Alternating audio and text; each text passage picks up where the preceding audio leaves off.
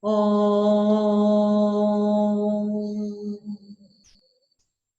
Sadashiva Samarambam Shankaracharya Madhyamam Asmadhyacharya Parantam Vande Guru Paramparam Ishvaro Guratmeti Multiveda Vibhagne Vyomavad Vyaptadehaya Dakshinamurtaye Namaha Sarva Vedanta Siddhanta Gocharam Tamagocharam Govindam Paramananda Satguru Pratoshmaha Om Shanti Shanti Shanti Om.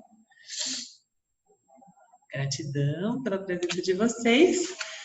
Partimos então para a lição número 10, capítulo número 10, da Essência da Iluminação, falando sobre as cordas. As cordas têm um motivo especial de receberem esse nome, a gente vai ver um pouquinho mais para frente, mas já introduzindo a essência do assunto aqui, cordas são equivalentes aos gunas, tá? Ou as gunas. E James começa esse capítulo dizendo que a criação se comporta de acordo com certas leis e princípios, e tudo é inteligentemente projetado e construído para atender à necessidade do total, do todo, né? Então, todos nós estamos a serviço de um campo dármico, como a gente já viu no capítulo 9, né, que falou sobre o Dharma. E o Dharma é esse todo, né? O campo dármico é esse todo. E, portanto, tudo que está escrito, construído, definido e aparentemente real aqui nesse campo de Mithya, é feito assim para atender a esse campo dármico, né? Ao todo, ao total. Então, é aparentemente real, mas não é real, e autoconsciente, ou seja, ele se autorregula, tá? Para o benefício das entidades aparentes que o tomam por ser real e querem ser livres dele, nós desdobramos agora o ensino dos 3 gunas. Os gunas foram discutidos no nível macrocósmico, lá no capítulo 7. E nesse capítulo nós vamos explicar como eles funcionam na mente humana. Antes da criação existir, consciência já existia. E, gente, é muito interessante essa parte, a gente fazer um parênteses, para que vocês constatem aqui e afirmem para mim que vocês já entenderam nessa altura que a mente, ela é diferente da consciência. Vocês já perceberam isso, essa diferença? Tá. Então, a consciência, ela independe do nosso aparato refletor, né? Do nosso aparelho, enquanto jivas.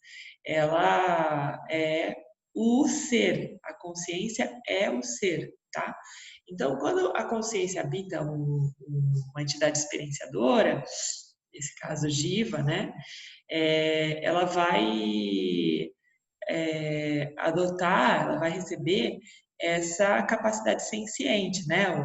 As sensações, os 5 sentidos, e junto com isso, um processador dessas sensações que é chamado mente, tá? Então, a mente, ela vai estar submetida aos gunas, né? E a consciência, por sua vez, tem capacidade discriminativa de domar, né, essa mente e treiná-la para não estar mais submetida a esses efeitos colaterais dos gunas, né, que aparecem aí no nosso cenário de Mithya, tá bom? Um poder na consciência, Maya, manifestou o universo fora da consciência.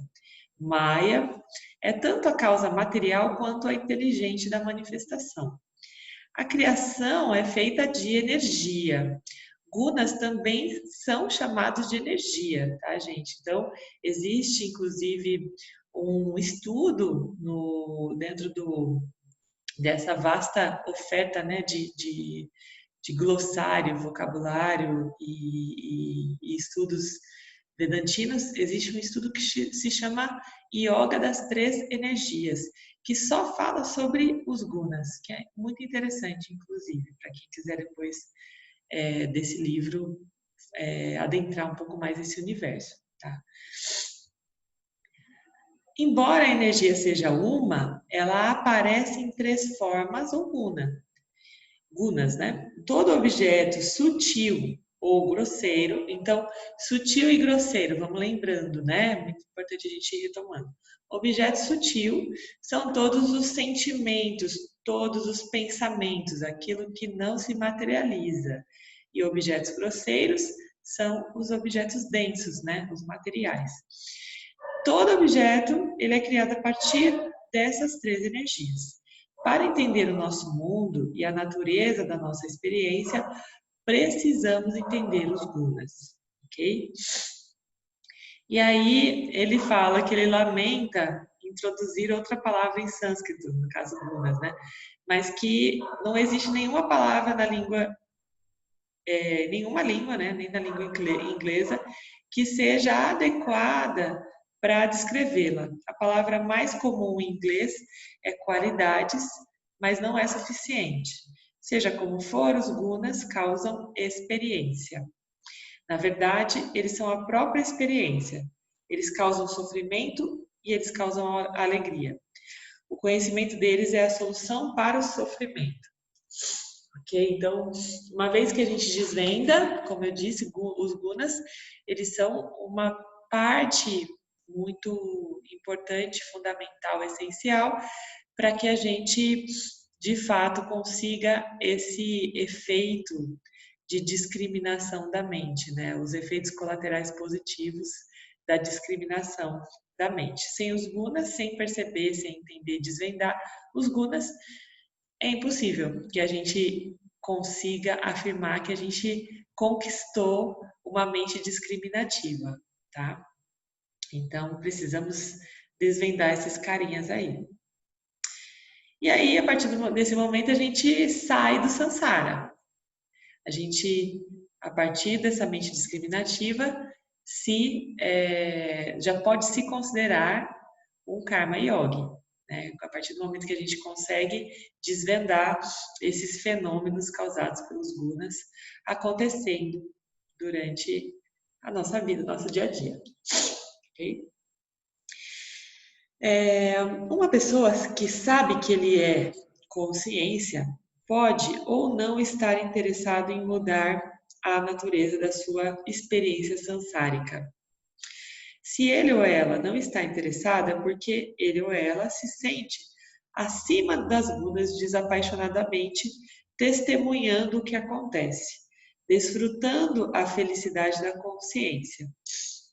Então, olha, o que está dizendo aqui? Quando eu percebo que eu estou acima do samsara, quando eu não vivo mais essas oscilações, né, de felicidade e infelicidade. Então, quando eu estou nesse nível, eu de fato já entendi esse fenômeno acontecendo. Mas aqueles que não estão felizes estão muito interessados na natureza de sua experiência. Ou seja, ainda estão buscando fora o que existe dentro de nós, acreditando que há algo lá fora que nos complete, ok?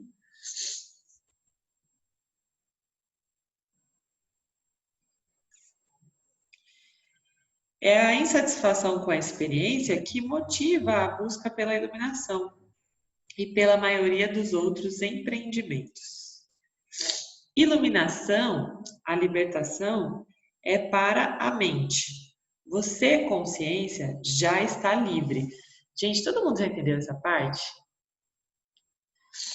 Iluminação é para a mente. Então, é essa a grande diferença. Por isso que é muito importante que a gente saiba diferenciar mente de consciência, tá? Então, da mesma maneira que a mente fica presa nesse fenômeno dos gunas, Quando existe uma liberação disso, essa liberação acontece na própria mente, porque a consciência, o ser, já está liberto, né? Ele só precisa lembrar a mente desse fato, ok?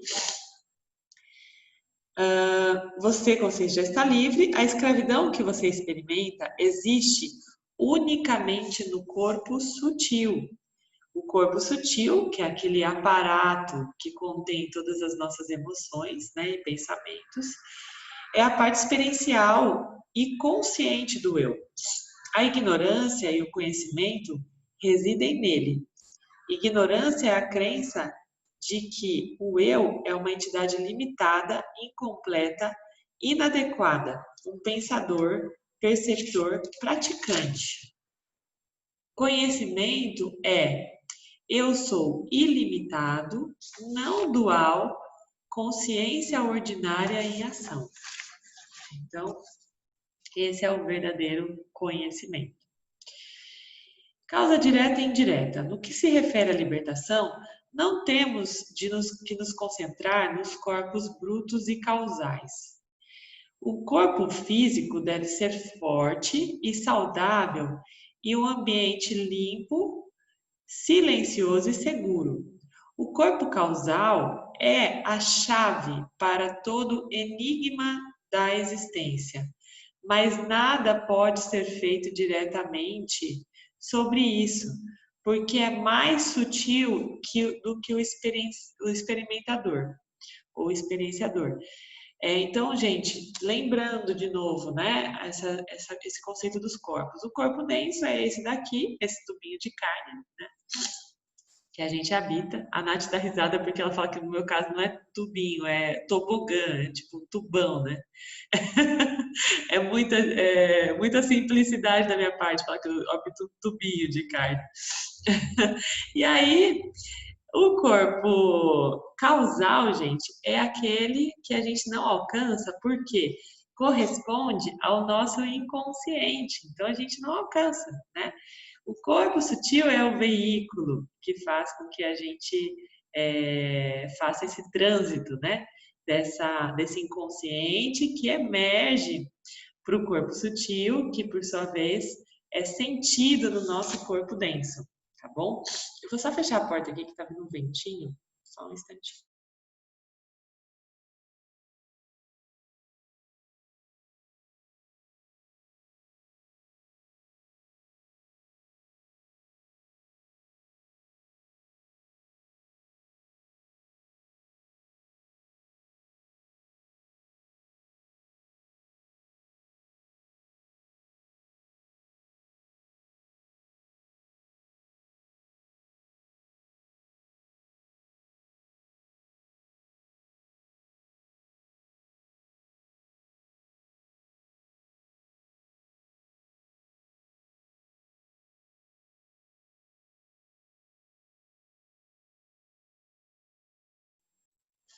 Prontinho. Vamos lá. E aí, como que a gente entende, né, o corpo causal? Por inferência. Vocês lembram do conhecimento inferencial, gente? Conhecimento inferencial é aquele que já foi experimentado por outras consciências, né? Então, no caso, o Vedanta é um grande conhecimento inferencial e que a gente não precisa experimentar para saber. A gente supõe que é isso mesmo, ok? Por inferência, por tudo aquilo que a gente considera como razoável, né? Então, inferencialmente, a gente entende, ok? Ela é transformada indiretamente através do trabalho realizado pelo corpo sutil. Esse trabalho é chamado sadhana, prática espiritual, um meio de realização. Então, gente, o que é sadhana? Tudo aquilo que a gente faz para aprimorar o nosso corpo, tá? A meditação, todos os tipos de yoga são sadhanas, segundo o Vedanta. Enquanto o autoconhecimento é a causa direta da libertação, a prática é causa indireta. Ele prepara a mente para o autoconhecimento. Há uma estranha noção no mundo espiritual de que um buscador tem algum tipo de escolha sobre se vai seguir o caminho direto ou indireto. O caminho direto é pensado como fácil e o caminho indireto como trabalhoso. Assim, a maioria dos buscadores deseja seguir o caminho direto, mas o caminho direto é fácil se o buscador estiver qualificado. Se você é qualificado, Ishuara irá levá-lo para um bom professor do caminho direto. Mas se você não é qualificado e você vai para um professor de caminho direto, você não vai entender, ou você vai ter um professor incompetente no caminho direto. Assim, são suas qualificações e não sua vontade que determinam o seu trajeto. A gente falou sobre as qualificações lá no capítulo 4, vocês lembram disso?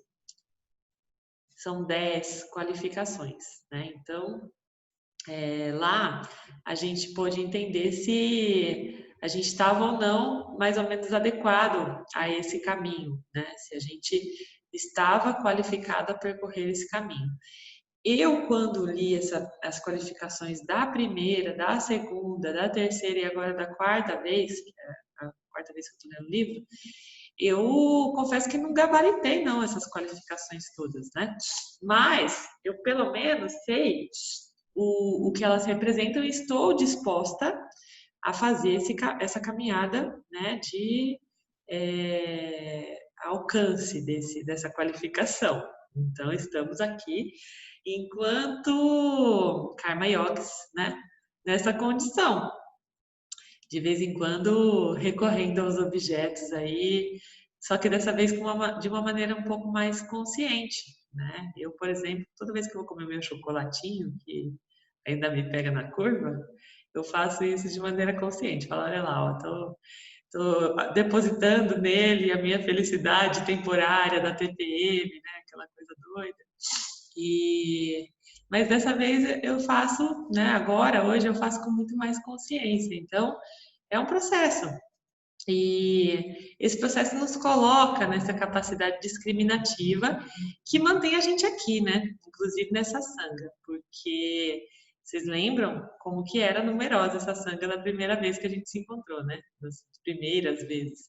Muita gente investigando e tentando entender esse fenômeno, né, da discriminação vedantina, que foi ficando para trás, né? Foram abandonando por não entenderem, não encontrarem eco aí dentro das suas mentes, né? Desse conhecimento. E é natural, muita gente ainda realmente não está preparado para discriminar esse conhecimento, né? E essa é a busca direta. O que a gente está fazendo aqui é a tal busca direta, tá? E o que as pessoas que estão na experiência, dependendo da experiência, estão fazendo é a busca indireta, a busca que tem uma chance maior de resultar em sofrimento, né? Nessa situação mais sansárica, nessas condições sansáricas, tá bom? De sofrimento. Vamos lá. O medo de que você não ganhe esclarecimento ou que você vai perdê-lo após tê-lo adquirido é unicamente devido ao fato de que o corpo sutil não foi devidamente preparado. A preparação do corpo sutil é, em termos de gestão e neutralização dos gostos e aversões. Se eles não são gerenciados e neutralizados, nem o autoconhecimento nem a experiência serão estáveis.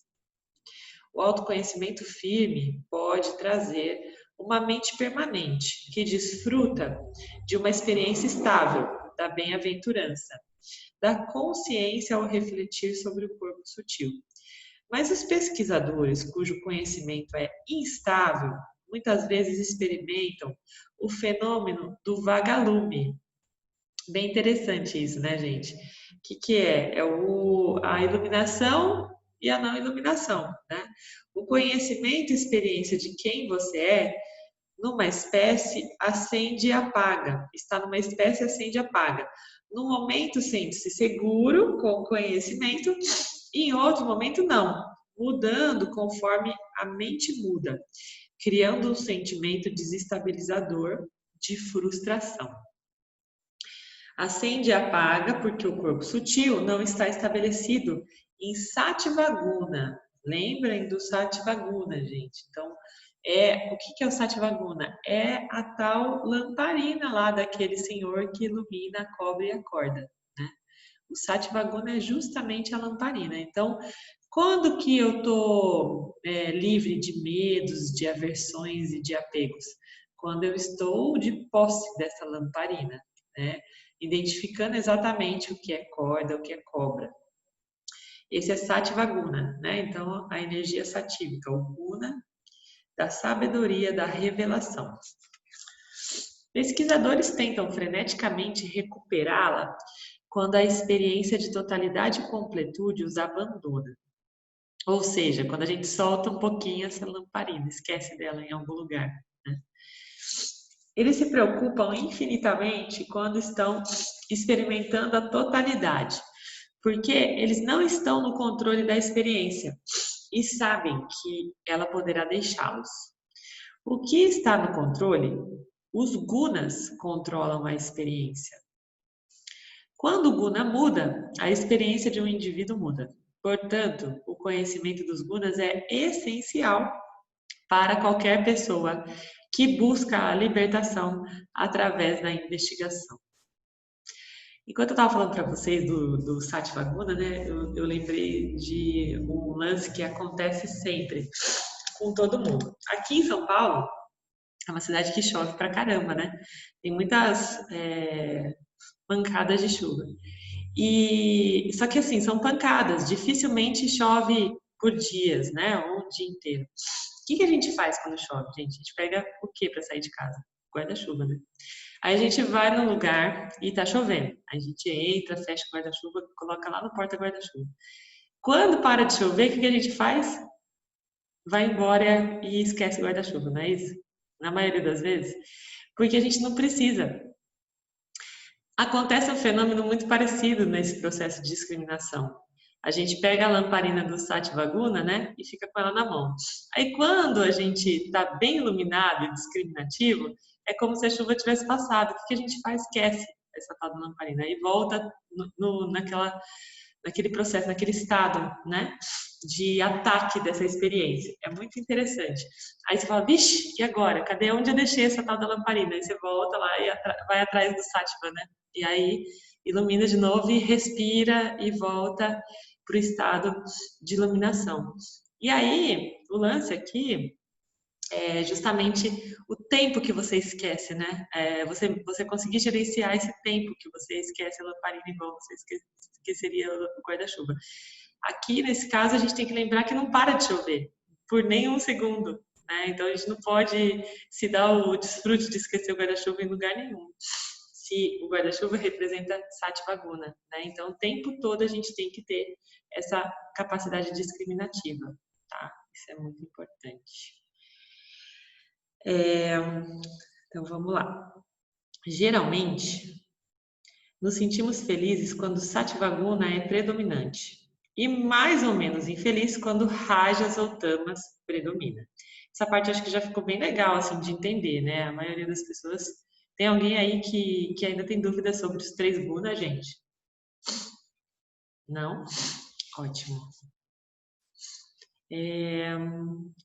Então, um dos significados de guna é corda. Então, aqui ele vai explicar, né?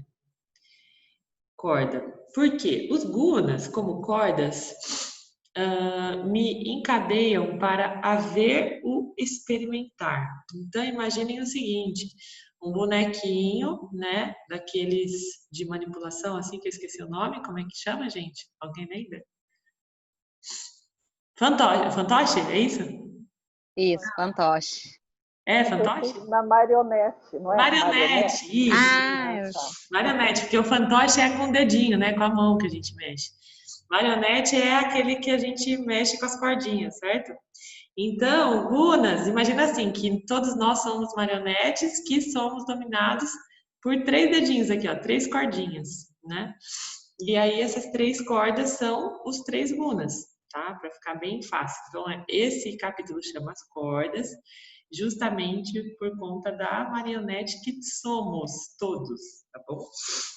E aí, nunca deixa de me surpreender como os defensores da iluminação experiencial falham em ensinar Karma Yoga, Dharma Yoga ou Yoga dos 3 gunas. Só pode ser devido à ignorância, porque se a iluminação é experiencial, e ela é, e não é, o conhecimento da experiência e como controlá-la é absolutamente necessário. Eu, em especial, assim, quando me dei conta desse conhecimento do Vedanta, o que mais me trouxe eco, sabe? O que mais pegou em mim foi justamente essa capacidade de explicação desses fenômenos do cotidiano.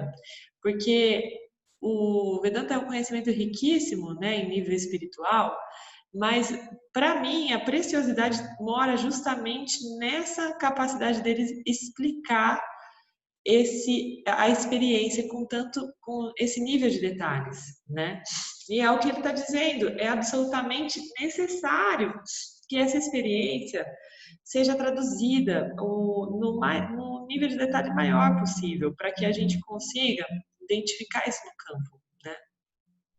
Então, eu concordo plenamente aqui com o que o James fala, porque não adianta falar sobre Karma Yoga sem trazer esse nível, né, de detalhes da experiência, para que a gente consiga reconhecer e, de fato, nos tornarmos Karma Yogis, né? Da mesma forma, o Dharma e o Yoga das 3 gunas ou das 3 energias, que é o estudo que eu falei para vocês. Quando dizemos que a iluminação é experiencial, queremos dizer que quando a consciência reflete sobre uma mente satívica, ela produz uma variedade de experiências que são descritas como místicas, transcendentais, fora do corpo, não duais, perto da morte, etc. A gente, lendo isso, lembra muito das experiências com a ayahuasca, né? Porque a ayahuasca faz o quê? Sativiza a nossa mente. Ela é uma substância que sativiza a mente, tá bom? Vamos ver aqui. Perto da morte, super, né? Porque várias pessoas falam que a ayahuasca é a experiência de quase morte, a morte xamânica. Então, a ayahuasca promove muito essa experiência. Essas experiências são tão diferentes das experiências comuns e geralmente muito emocionantes e gratificantes, mas são sempre tão intrigantes que costumam criar uma vássana a mais. Qual vássana que é aqui, gente? A vássana por essa experiência, inclusive, né? Pela própria experiência. Então, é justamente isso que a gente precisa olhar e gerenciar na nossa relação com o campo, porque a gente não pode ter vássana por experiência. A gente tem que viver a experiência satívica, né? Inclusive a da ayahuasca, com esse grau de discriminação, entendendo e sem vislumbre, né? Entendendo que é um fenômeno da sativização para nos trazer uma resposta discriminativa no nosso dia a dia, né?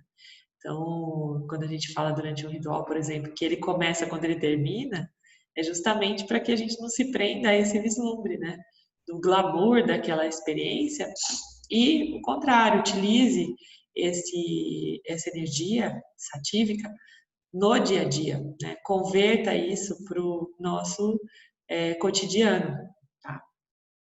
Um problema com elas é que o experimentador acredita que ele ou ela está experimentando algo além do samsara, algo maravilhoso que não está sujeito a mudanças e desenvolve um desejo de ir lá para experimentá-lo permanentemente. Mas toda a experiência está no samsara e sujeita a mudanças. Portanto, não há experiência de iluminação permanente, apenas experiências de iluminação temporárias. E aí, gente, é muito interessante, porque a gente já viu, acho que até vocês, né, todos aqui que consagram a ayahuasca, já experimentaram aquela super experiência satívica e voltaram lá para fazer a mesma experiência e foi totalmente diferente, né? Não, nossa, eu vou voltar lá e vou viver isso de novo, e aí de repente é tudo diferente. Por quê? Porque o samsara é mutante, né? Se nós estamos submetidos ao samsara, ainda enquanto sansares, a gente já experienciou várias outras coisas e agregou várias outras coisas à nossa mente que vão de encontro a essa experiência satívica, né? Que vão trazer alguma contribuição para essa experiência satívica, influenciar essa experiência satívica. Então, isso é uma grande ilusão, né? Recorrer à ayahuasca, por exemplo, a outras substâncias e a outras práticas também, né? Outras sadhanas. Na esperança de viver isso de uma forma permanente, é uma grande ilusão, porque isso não está fora, não está no copinho da ayahuasca, né? Está dentro da nossa consciência e a gente tem capacidade mental de condicionar a nossa mente para se manter permanentemente nesse estado, ok?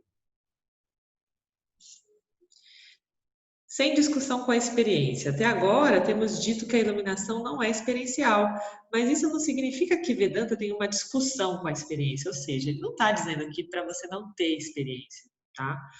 A vida é o eu na forma de experiência, ou seja, se o nosso jiva é chamado de entidade experienciadora, logo a gente conclui que experiência é uma condição sine qua non de mitya, né? Não tem como a gente estar aqui sem experiência.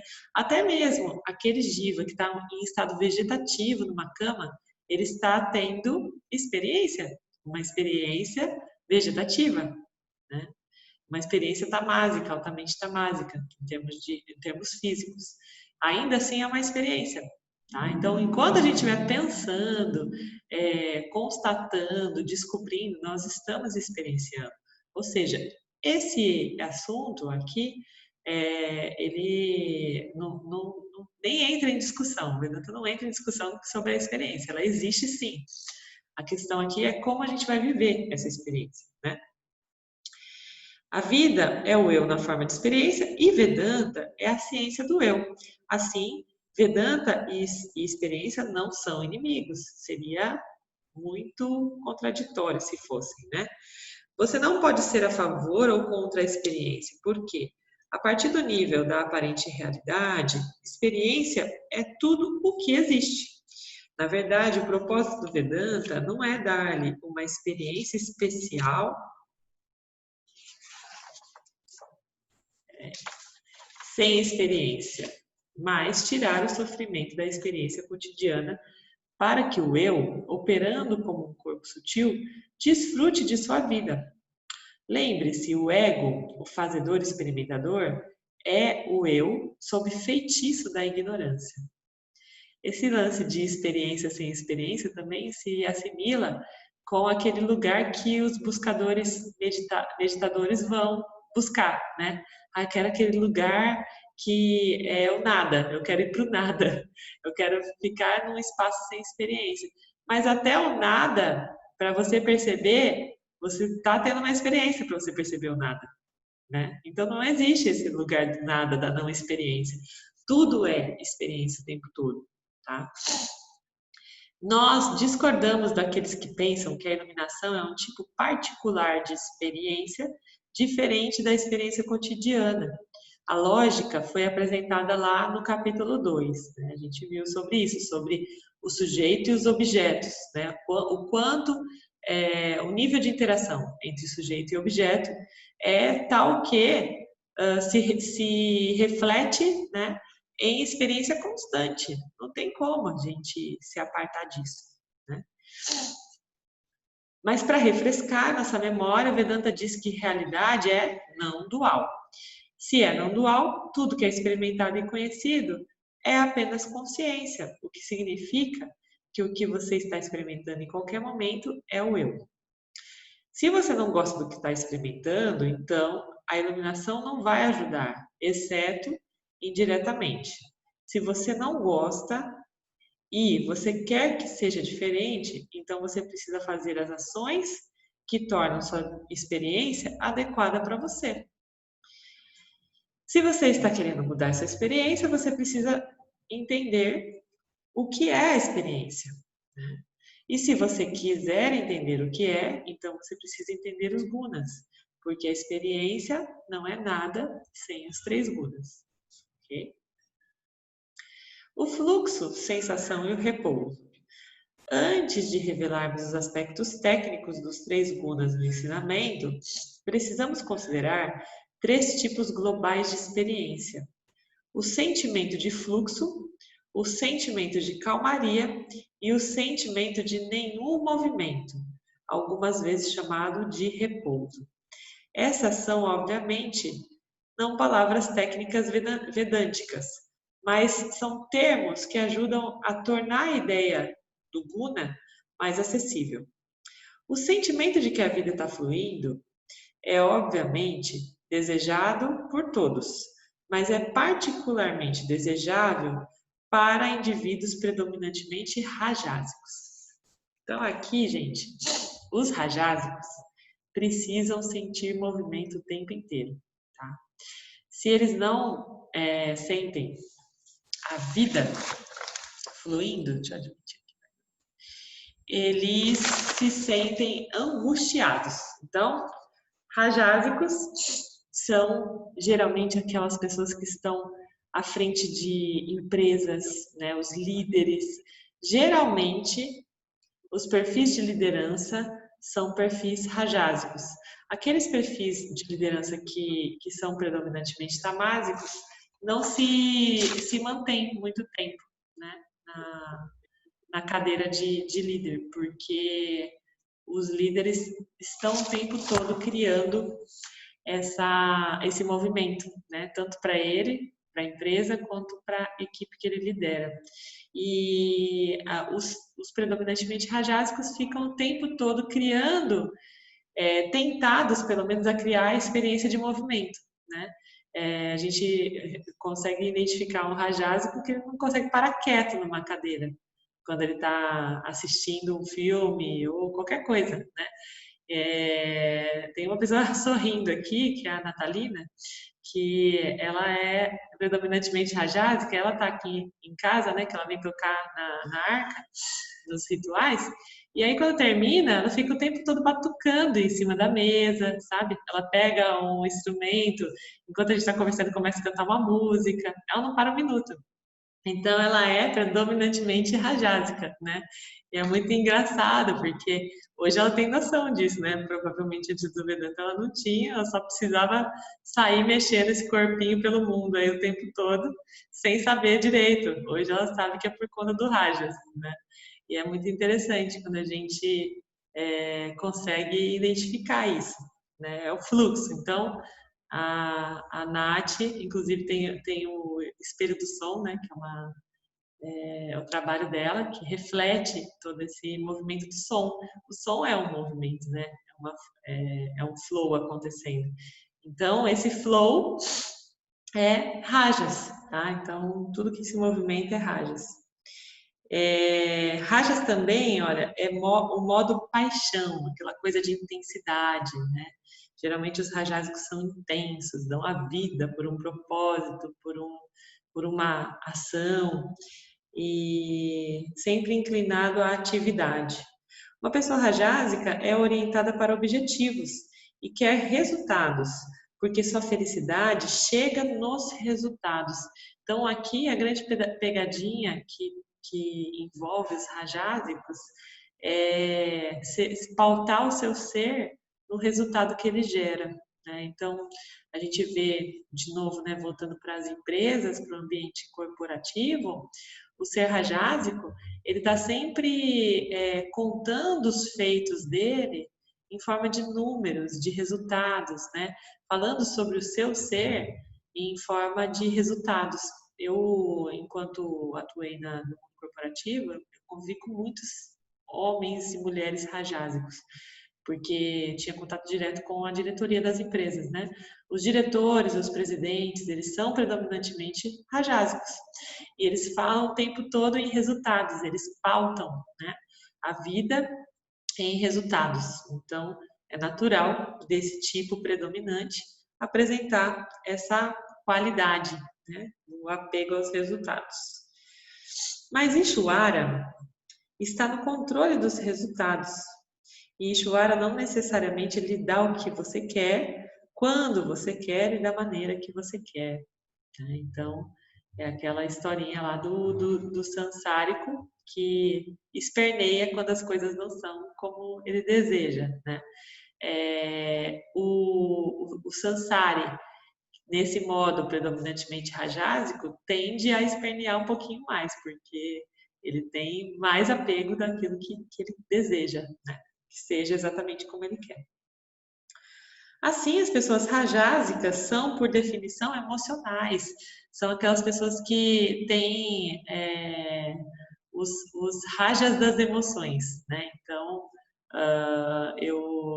se eu sou predominantemente rajásica, do nada eu tendo a estourar, né?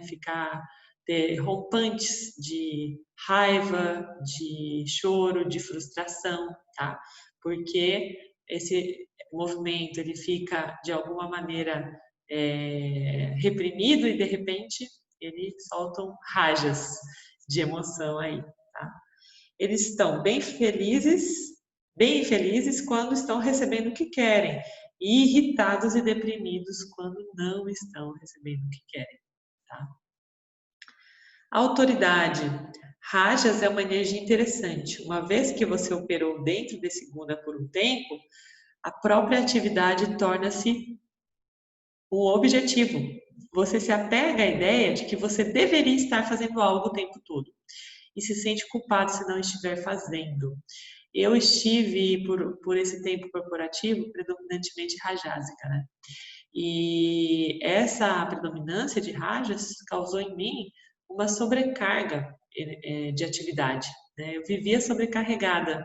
Minha mãe está fazendo assim com a cabeça que ela lembra, porque essa sobrecarga, tadinha, envolvia ela também, porque ela tinha que me ajudar nas minhas demandas, né? Inclusive com as crianças, principalmente com as crianças, porque eu trabalhava sem fim, assim. E para mim, o natural era isso, estar o tempo inteiro sobrecarregada para me sentir importante, viva e, enfim, né? Fazedora de alguma coisa pelo mundo. E eu me sentia de fato culpada. Às vezes, quando tinha coisas para fazer ou para realizar na minha cabeça de final de semana, eu estava com as crianças me sentindo culpada por estar com elas e não estar trabalhando e produzindo, né? É uma disfunção que é causada na nossa mente com essa questão de sobrecarga de ações, tá? Às vezes, o desejo irresistível de agir é tão forte que você executa ações autoinsultantes, bobas e triviais, simplesmente porque a ação deliberada ou a inação é impossível. A justificativa mais comum para o estado de atividade estúpida é sobrevivência.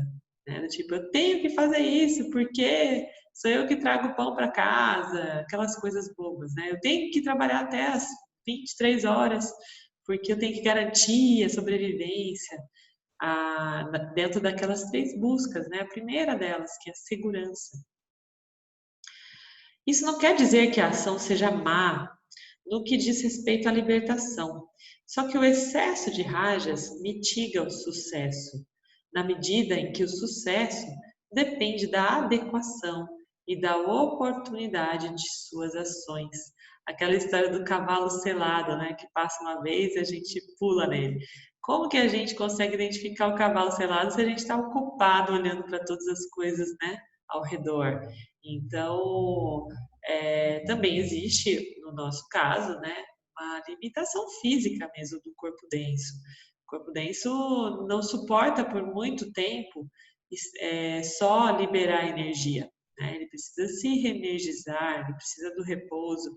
E uma característica das pessoas predominantemente rajásicas é a insônia, né? A falta de descanso do corpo denso. E tanto do corpo denso quanto do corpo sutil, porque eu fico o tempo inteiro num desgaste, numa atividade mental, emocional, né, ininterrupta. Isso vai minando a minha energia, tá? Então, obviamente, chega uma hora que isso precisa se autorregular, porque o campo é assim, né? O campo dármico se autorregula.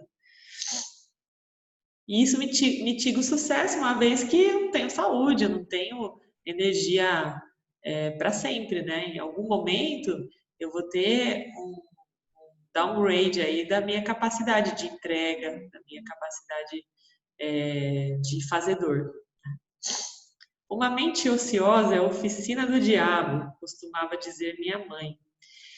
Esse é um conhecimento que vem muito forte, né? Como uma crença do mundo que representa muito o mundo ocidental. O mundo ocidental está sempre às voltas dessa coisa de fazedor, né? De estar o tempo todo em ação e, enfim, não se dá a oportunidade do ócio. Né?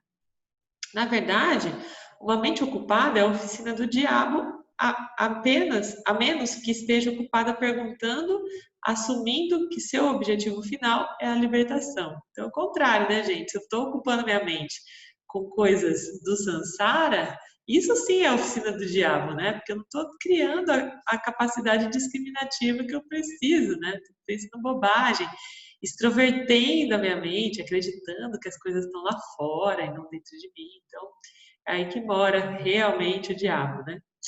As pessoas controladas por esse guna são frequentemente atormentadas pelo tédio e sofrem porque não conseguem relaxar. É angustiante quando a gente se depara com uma pessoa assim, porque de fato ela sofre, né? Reclama o tempo todo de tédio. A gente vê aqui pelas crianças, nós temos crianças mais rajásicas e mais tamásicas, né? E aí a gente vê assim, as rajásicas estão o tempo todo transpirando e ofegantes e querendo saber o que a gente vai fazer na sequência e o que mais que tem, né? E muito diferente dos tamásicos que não vê a hora de acabar a atividade para descansar, né? É muito interessante assim, essa mistura desses seres convivendo. Nos anos 60, eles eram chamados de tensos, ou seja, estressados.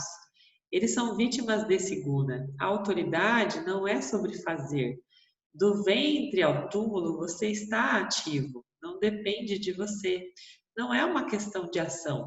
Você pensa que é um fazedor. Fazer acontece sem dúvida, mas você não está fazendo isso, quer como Jiva ou como o eu. Os gunas são os fazedores. Se você é rajásico, você avalia a si mesmo em termos do que você realizou ou falhou em realizar ou quer realizar. Isso leva a um problema psicológico, que é a inflação e deflação. Então, é aquela história da bola cheia e bola murcha, né? Às vezes eu tô com a minha bola cheia, porque eu consegui alcançar aquele objetivo. Agora, no fim do ano, tem muito isso, né? Muita gente inflado ou murcho, de comparar resultados, porque o fazedor de ações, né? O rajásico, ele está sempre se comparando a ele mesmo, aos outros, né? E aí agora fim de ano geralmente rola uma contabilidade, né? Final assim de um ciclo. E aí a gente fica ou inflado ou com a bola murcha, porque não atingiu aquilo que a gente queria enquanto sansares, né? Enquanto sansares rajásicos. Geralmente as pessoas rajásicas acham que são muito inteligentes porque realizam muito, mas muita energia é desperdiçada girando suas rodas.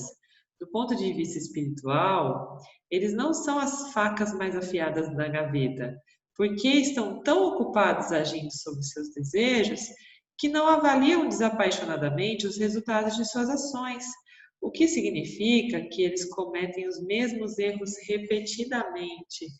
E aí eu lembro de uma historinha, né, um ponto, que fala sobre o cortador de lenha. Vocês já ouviram esse conto do cortador de lenha, gente? Alguém já ouviu? Não? Que bom, eu gosto de contar uns contos novos, então. O cortador de lenha é mais ou menos assim, ó, vou tentar lembrar os detalhes, mas era mais ou menos assim. Um jovem cortador de lenha chegou num campo para cortar e ele foi bem recomendado como sendo um bom cortador de lenha, um bom novo cortador de lenha. E lá estava o cortador de lenha mais famoso da empresa, né, de lenha, por ser conhecido por ser reconhecido, né, sendo o melhor cortador no sentido de produtividade, tá? E aí esse jovem rajásico ficou muito tentado a desafiar esse senhor, ele já era um senhor. E o jovem olhou para si mesmo e falou: nossa, fisicamente eu estou muito melhor do que esse senhor, né? Vou ficar famoso hoje mesmo, porque eu vou desafiá-lo para ver quem corta mais lenha e eu vou cortar 3 vezes mais lenha que esse senhorzinho aí, né? E aí ele fez isso, desafiou o senhor e dedicaram aquele dia todo para cortar a lenha com esse objetivo de comparar, né, a quantidade. E aí o gestor lá deu o aval, né? Falou, não, a partir de agora então tá valendo o desafio. E aí saiu o menino, né, o jovem, com aquele machado e começou e cortar. E o senhor afiando o machado dele e tomando um café e olhando. Nossa, esse menino tem garra mesmo, né? Aí ia lá, cortava uma tora. Parava, tomava um cafezinho, cortava outra tora, afiava o machado. Né? No final do primeiro período do dia, o menino já estava com espasmo muscular, porque o corpo dele não aguentava mais o tanto de machadada que ele tinha dado. E o senhor estava intacto, né, com tudo no lugar. E aí, o que ele fez? Continuou a segunda parte do dia, naquele ritmo dele, e o menino já não dava mais conta de cortar nada, né? Porque ele batia, chegou uma hora que ele batia no machado, parecia mais um martelo do que um machado. Né? E aí, no final do dia, eles foram comparar e o senhor tinha cortado mais lenha do que o menino. E aí ele ficou inconformado, né? Frustrado. Falou, mas como que isso aconteceu? Eu te via tomando café enquanto estava cortando, né, a lenha. E aí o senhor falou para ele, você só esqueceu de parar para afiar o machado. Então, em algum momento, o seu machado já não cortava mais. Enquanto o meu, eu estava cortando cada vez mais, porque cada vez que eu parava, eu afiava mais o meu machado. Né? Então, o que é esse afiar o machado? É o descanso, né? É a parada. Não adianta só a gente ficar nesse modo pseudo-produtivo, porque de fato não é produtivo, é um engano. Né? Então, o menino, naquela ânsia, não afiava o machado dele. Chegou uma hora que o machado dele virou um martelo, porque não tinha mais corte. E é o que acontece com o nosso corpo denso, quando a gente não se dá a oportunidade de descanso e de aprimoramento. Né? A gente vira um martelo, a gente vira outra coisa, querendo ser o machado, querendo continuar cortando. Né? Então, é uma busca inútil se a gente vive só nessa energia predominante. Tá? Vamos lá. Eles tendem a ser teimosos, né, e defensivos. Eles vigorosamente se apegam às suas ações e defendem seus desejos, não importa o que. Eles encontram-se em constante conflito com o mundo, porque eles pensam que suas necessidades são mais importantes que as necessidades de Shuara, na forma dos desejos dos outros. A sensação de fluxo é uma situação em que você está recebendo o que você quer. Quando Ishvara não entregar o resultado, desejado, tamas surge, né? Então, tamas é a deflação, é quando eu me sinto murcho e depressivo e frustrado, tá? E aí que tá, essa sensação de fluxo, muitas vezes é uma grande ilusão. É a ilusão do menino que estava lá martelando a tora achando que ele estava cortando, né? Ele achava que estava fluindo, mas ele não estava mais fluindo. Isso não era um fluxo, era um pseudo-fluxo. Na cabeça dele era um fluxo, mas não era. Então é isso, esse é o grande engano do rajásico, do predominantemente rajásico. Achar que está fluindo quando na verdade não está, né? É só um engano, é só uma perda de energia. Tá? Você pode identificar a prevalência desse guna em você observando sua fala. É um bom exercício, gente, esse. Dizendo que tem que ou deve fazer alguma coisa. Os rajásicos falam muito isso. Nossa, amanhã eu tenho que acordar às 5 da manhã para fazer meditação até às 5h30, porque depois eu devo ir para a academia e depois eu preciso tomar um café com fulano de tal, né? Então tudo precisa, é necessário, e isso tudo é rajas em ação, tá? Mas você não é obrigado a fazer nada, porque você é realmente livre para não se ver como um fazedor. Além disso, você pode considerar a vida do ponto de vista de quem você realmente é. Se o fizer, ficará claro que a vida é um sonho e que você não vai e vem porque você é o fundamento do ser, em que as ações, porque você é o fundamento do ser em que as ações acontecem.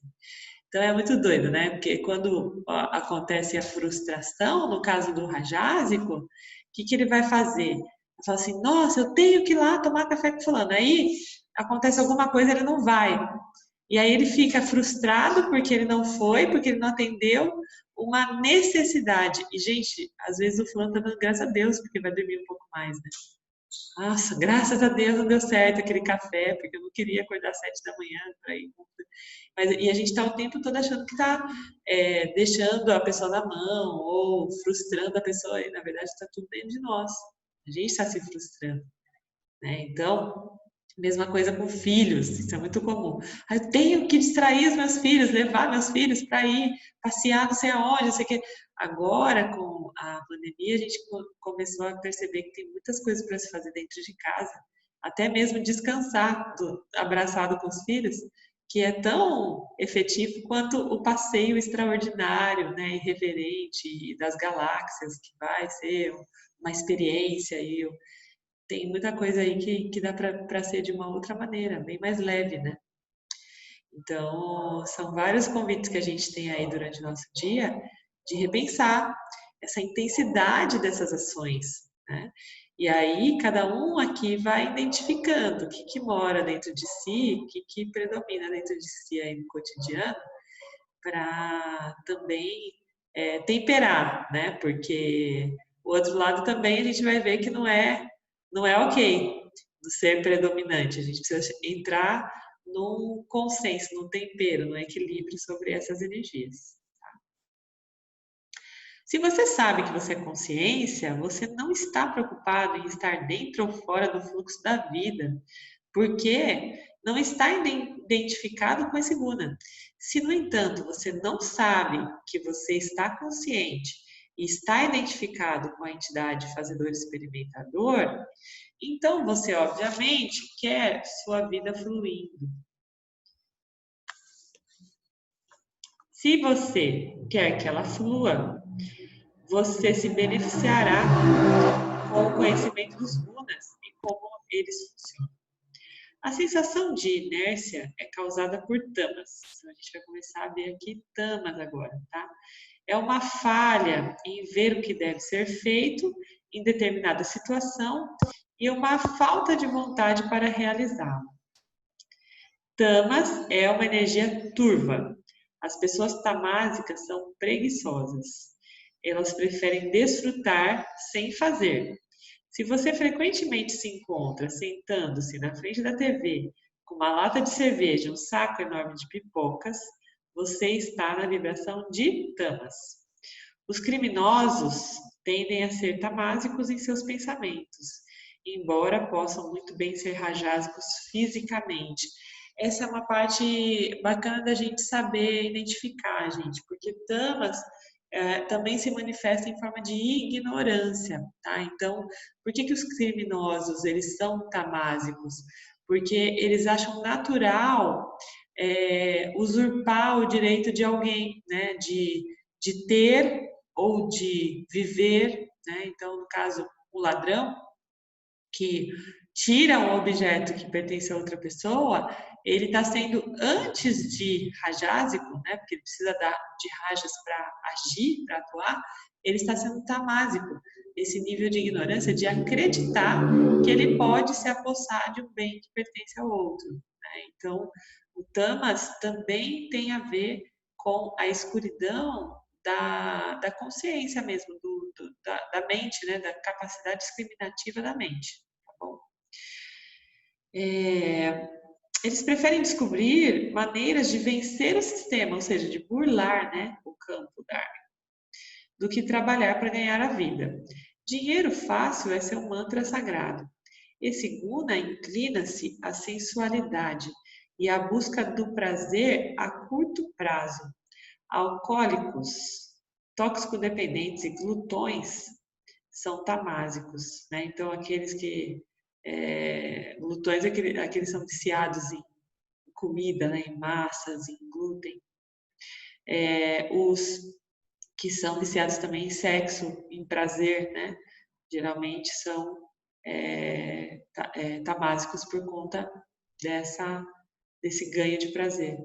Quanto esforço é necessário para ficar bêbado? Quando você está bêbado ou drogado, seus problemas parecem desaparecer. Fora de vista, fora da mente. As pessoas tamásicas não querem pensar. Pensar é trabalho duro. Eles querem seguir fórmulas. Eles não podem ver o valor do conhecimento. Pessoas em que tamas é predominante querem sentir. Sentir é fácil. As pessoas tamásicas amam o sono, porque eles permite evitar tarefas desagradáveis. Comer grandes quantidades de alimentos sensuais, né, aqueles que são palatáveis, que dão um prazer na língua, né, é uma atividade de escolha para pessoas tamásicas. Sexo é um grande achado, embora, infelizmente, ele envolve um pouco de esforço físico, né, no caso. O efeito pós-coito, narcótico, é puro tamas. Tá? Então, quem é viciado naquele efeito pós-coito é tamásico também, como todos os outros vícios, né? Pessoas tamásicas continuamente se entregam às sensações e não acumulam o karma bom. Na verdade, eles coletam karma ruim ou simplesmente gastam qualquer bom karma em sua conta até que ele se vá. Eles estão perpetuamente em dívida, financeiramente e energeticamente. Então, outro indício aqui, gente, de tamas é dívida material, tá? Então, quando eu não consigo me organizar financeiramente, esse é um sinal de que tamas está predominante em mim. A vida é um peso enorme, uma pedra de moinho em volta do pescoço, arrastando-os para baixo. Eles não crescem, não permanecem os mesmos. Tamas é inércia, é a energia mais destrutiva dos três, embora Rajas é o segundo próximo. Para superá-lo, você tem que agir. Rajas é sobre a obtenção de coisas e Tamas é sobre mantê-los. Mesmo manutenção requer energia. Então, por exemplo, um exemplo clássico, né? O pai rajásico constrói uma fortuna e deixa para um filho tamásico, um herdeiro. Quantas histórias a gente já não viu dessas, né, gente? Ah, o herdeiro perdeu tudo, desmoronou o patrimônio da família. Por quê? Provavelmente esse herdeiro era tamásico com o pai rajásico. E aí ele não teve energia sequer para manter o patrimônio, que não exige muito não, né, manter o patrimônio. É só você saber reinvestir e fazer as devidas manutenções, né? periódicas. Mas o tamásico não tem essa capacidade de organização, de gestão, né? É bem marcante essa energia nesse aspecto. Você tem que pagar seus bilhetes de estacionamento ou seu carro será confiscado e vendido. Se você não escovar os dentes, eles apodrecem. Se você não ama e serve a sua esposa, ela foge com alguém que faça. Tudo no Sansara está deslizando no abismo enquanto falamos. Mas quando você é tamásico, você é muito preguiçoso para proteger o que você tem. Nada em sua vida dura, então não há nada para construir. Você acaba vivendo o que você tem. Não, vivendo. Você acaba vivendo com a mão na boca, é isso? Você fica cansado. Ah, mão na boca é tipo bocejando, tá? Você fica cansado e sempre tomado por uma sensação de fracasso. Depressão define esse estado. Sua autoestima despenca. Tamásicos são pessoas confusas, esquecidas e propensas a acidentes e perdas. Eles estão perpetuamente confusos. Quando o corpo sutil é predominantemente tamásico, o eu, mascarado como ego, se sente totalmente preso. O terceiro tipo de experiência é o sentimento de equilíbrio. É uma experiência muito positiva. Então, vamos falar agora de Sattva. Tá? Pode ser Tá, Oi, posso compartilhar um negocinho? pode, lógico. É de fazer uma confissão aqui. Quando eu comecei a estudar o Vedanta, né, com vocês, eles estavam vendo justamente as aulas do Yoga das Três Energias, né? O Aham, Bhagavad Gita e o das Três Energias. Eu lembro que eu comecei a ver os vídeos e eu não entendia nada, assim, absolutamente nada. Eu demorei muito para conseguir assimilar, porque é uma linguagem mais difícil, né? E aí, sim. quando a gente chegou na primeira vez lendo o Essência da Iluminação, como clareou a minha mente. Inclusive, quando eu comecei a ler sobre, saber um pouco sobre o que era o Tamas, eu descobri que eu era tão rajasca, que eu tinha aversão de pensar em ser Tamasa, pra você ter uma ideia. Acho que eu nunca falei isso, né? Mas eu ficava pensando, nossa, pelo amor de Deus, que energia podre, Tamas, tal, né? O negócio mole, não faz nada, não sai do lugar. E aí, né? Com muita ignorância, com o ego exatamente ridiculamente, né, elevado, fui, né, lendo as coisas e compreendendo e me dando a chance de abrir o meu coração ao conhecimento do Vedanta. Foi quando eu comecei a discriminar e entender que na verdade eu era tão rajasca que o resultado do meu raja sempre era o tamas, né? E e a falta desse equilíbrio das energias prejudicou muito, assim, a minha saúde, né, nos anos anteriores, assim, o quanto eu ficava doente, o quanto eu ficava ruim, fisicamente e emocionalmente, né. E, e é muito doido entender isso, porque o tamanho do Raja sempre me levava para um tamas, assim, de tipo 8,80, né, um up and down, assim, muito brusco. E aí quando eu comecei a conseguir equilibrar momentos entre menos rádios e agora sim, você um pouco tá máscara, porque eu preciso dormir, às vezes eu preciso ficar em silêncio, preciso ficar sem ninguém por perto. E aí foi quando as coisas começaram a ficar de uma forma muito harmoniosa, assim, pra mim, né? Inclusive em todos os sentidos da vida, assim. Mas foi muito louco, porque eu tinha aversão ao Tamas e vivia parando nele. Inclusive, a própria depressão como resultado de eu sempre me achar fazedora das ações, né? E sempre me frustrar muito com os resultados que aconteciam de forma diferente do que eu esperava na vida, né? Eu tive um período já quase 3 anos, né? Que foi até antes de eu conhecer você, conhecer a Ayahuasca, né? De uma depressão muito forte que eu tive, assim. E hoje eu vejo isso como resultado mesmo de um raja selvagem, né? Um rajas bem violento que eu vivi, assim. Então, é muito louco, assim, mas o equilíbrio, né, das energias é primordial, assim. Não é sátiva, né, o resultado do equilíbrio, mas ao mesmo tempo parece que é, né, o resultado de ter a plenitude, de ficar mais tranquilo e tal. E é isso. Incrível, incrível essa história.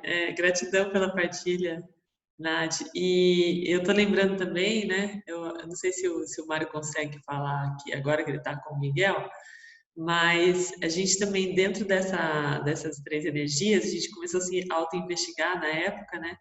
E o Mário chegou à conclusão um dia que ele se frustrava quando o rajas dele acabava e o corpo cansava, sabe? Ele começava a agir de uma maneira muito frustrada, assim. Ele ficava chateado de acabar a energia, sabe? E aí ele começou a se dar a oportunidade de descansar, porque ele não parava o dia inteiro, pra lá e pra cá, pra lá e pra cá, e chegava do trabalho às vezes e o corpo estava pedindo e ele não dava esse descanso, né? E aí ele foi percebendo isso, que ele ficava muito, muito cansado e aquilo trazia uma tristeza para ele, uma frustração de estar cansado, sabe? E com essa investigação, de posse a esse conhecimento, ele começou a se permitir a essa dose de tamas para equilibrar esse excesso de rajas, né? E aqui a gente brinca, a Nath falou raja selvagem, né? Porque eu sou predominantemente tamásica, né? E aí às vezes eu falo para ela, nossa, hoje eu tô combatendo um tama selvagem, me ajuda aí que eu preciso fazer umas coisas, né? Tenho que domar esse tama selvagem que está aqui pairando, no sentido do descanso físico, né? Porque eu tenho, enfim, alguns problemas de equilíbrio de hormonal, e isso reflete no meu corpo alguns dias, né? E aí eu tenho que fazer o contrário, trazer um pouquinho de rajas. Então, é muito legal isso. E quando eu falei isso para o professor Arlindo, enquanto ele estava aqui em casa, né? Eu falei assim, nossa, Arlindo, hoje eu estou no Dama Selvagem. Ele deu risada e falou assim, o caminho para você atingir a mente satívica é justamente acolher seu tamas e seu rajas, né? E você já faz isso muito bem, você consegue perceber que você tem essa energia tamásica em predominância, né? Então, é isso, a gente precisa acolher essa energia que é predominante em nós para justamente fazer esse tempero, né? Esse tempero com a energia inversa e entrar no que a gente vai falar agora, que é a experiência, o sentimento de equilíbrio, né? Então, para a gente entrar no caminho do meio, a gente precisa temperar os polos, né? Tamas e rajas, tá? Então, é uma experiência muito positiva essa do sentimento de equilíbrio. Pode ser confundido com tamas, porque nada está aparentemente acontecendo. É a experiência de clareza e bem-aventurança. E é o terceiro guna, Sattva. Rajas é o modo de paixão, Tamas, o modo de inércia, e Sattva é o modo de conhecimento e bem-aventurança. Sattva é o poder revelador, uma energia que revela a consciência. Por revelar, quero dizer que torna a consciência acessível como conhecimento e experiência. Se você quer se sentir bem o tempo todo, precisa produzir uma mente que é 100% satívica. Claro que isso não é possível, porque Sattva é suplantado por Rajas e Tamas com o ciclo Gunas, né? Mas, com um pouco de trabalho, o investigador pode criar uma mente predominantemente satívica, né? Então, gente, esse é um ponto que precisa ficar bem esclarecido aqui entre nós, a respeito do predomínio, tá? Então, ninguém é 100% nada. Essas três energias, elas permeiam a mítia, né? E essa experiência o tempo inteiro, tá? Então, Maia projeta essas três energias e a gente está sujeito a elas o tempo inteiro. Ninguém é 100% nada, tá? Então, também não tragam esse engano, entendam que o tempo todo nós estamos vivendo o predomínio de uma energia, sob predomínio de uma energia. E isso também diz respeito não só à nossa capacidade discriminativa, às nossas escolhas, mas também a outros fatores, inclusive físicos, né? Então, como eu disse para vocês, eu tenho uma influência hormonal específica do meu corpo, que induz o meu corpo a uma condição mais tamásica. Os adolescentes, por exemplo, a gente vê, né, nas escolas, adolescentes, crianças de, sei lá, 3 a 7 anos, elas são predominantemente rajásicas, porque elas têm ali hormonalmente um excesso de energia, né? A maioria das crianças são predominantemente rajásicas, os adolescentes também, porque é uma situação ali circunstancial, onde acontece naturalmente o predomínio de uma energia, né? Óbvio que existem exceções, tem crianças que são mais tamásicas, tem adolescentes que são mais depressivos, enfim, tem de tudo, mas o predomínio das energias também mora nessas circunstâncias, nessas fases da vida, né? E o que vai acontecer com o bebê? O bebê é predominantemente tamásico, óbvio, ele precisa descansar o corpo e juntar muita energia para poder crescer, né? E da mesma maneira, o idoso é predominantemente tamásico porque ele já acumulou uma série de coisas e gastou os rajas dele, né? E chegou nesse momento de descanso. Então, é natural, né, que tudo isso se apresente, que essas energias se apresentem também por circunstâncias do corpo físico, tá bom? Sattva é a sensação de paz e satisfação. E aí, fazendo ainda um parênteses, né, com a comparação com o exemplo dos idosos, quais são os idosos que entram em depressão nessa fase da vida? São geralmente aqueles que foram predominantemente rajásicos a vida toda e rejeitam essa condição tamásica que o corpo está sendo induzido, né? Então, quando a gente vê numa casa de repouso, por exemplo, né? Tem idosos que ficam numa paz, numa serenidade, porque entenderam e estão predominantemente satívicos. E aqueles que na mente predomina rajas e o corpo não acompanha, cria essa sensação, essa condição de frustração, de depressão, porque não aceitam essa limitação física para expressão do rajas que ainda predomina na mente, né? Então, são mais exemplos aí para a gente construir essa percepção, tá? Quando você está satisfeito, a mente fica imóvel. Essa mente é valiosa por duas razões.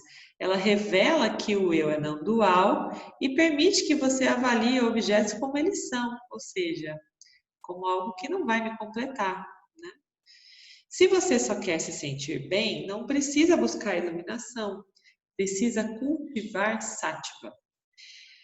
Você nunca pode ter uma vida fluida 100%, mas você pode ficar muito perto se sua mente é predominantemente satívica, porque você pode ser objetivo sobre os seus pensamentos e sentimentos e as coisas externas que acontecem com você. Se você é claro sobre o que está acontecendo em você, você pode trabalhar com suas coisas e criativamente remover os obstáculos à sua felicidade quando eles surgem. Se seu corpo sutil é predominantemente rajásico e tamásico, é praticamente impossível ganhar autoconhecimento. Ou, se o fizer, terá apenas um frustrante flash de percepção.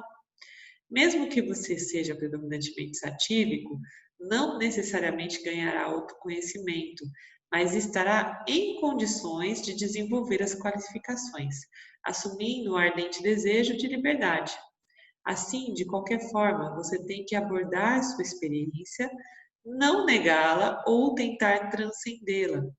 Você deve trabalhar com ela de forma criativa, usando o conhecimento dos gunas, não por crenças e opiniões nascidas de desejos insensíveis e medos não examinados, que foi o caso da Nath aqui, né? Ela ficou rejeitando tamas e, enfim, não examinando, né? E se você é predominantemente satívico, você facilmente assimilará os ensinamentos de Vedanta. Se não, não dá.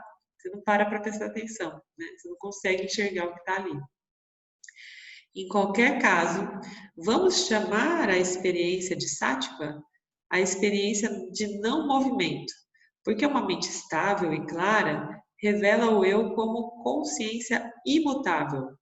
Um belo versículo no Bhagavad Gita expressa-o dessa forma: aquele que vê a inação em ação é de fato sábio. Você sabe que as mudanças que estão ocorrendo em você e ao seu redor são apenas mudanças aparentes. Ou usar um ditado muito em voga no mundo espiritual: nada aconteceu. Quando o corpo sutil é satívico, você pode agir ou não agir. Você não é obrigado a agir, nem você é muito preguiçoso para agir. Embora tenhamos apresentado um esboço das personalidades rajásicas e tamásicas, não discutiremos aqui a personalidade satívica.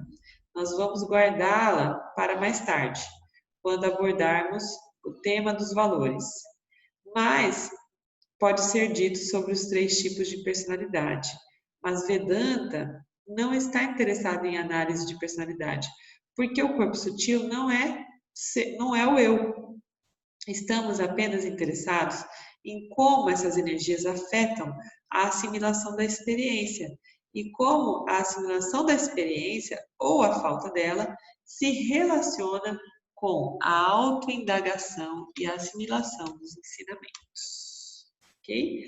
Então, nós vamos sabiamente, sativicamente, parar nessa parte do texto, para que a gente consiga assimilar um pouquinho mais, né, tudo isso.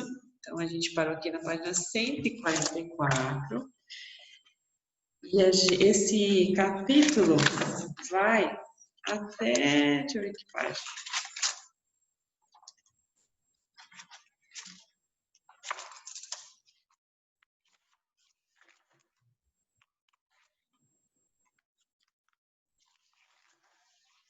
Bem longo esse capítulo, né, gente?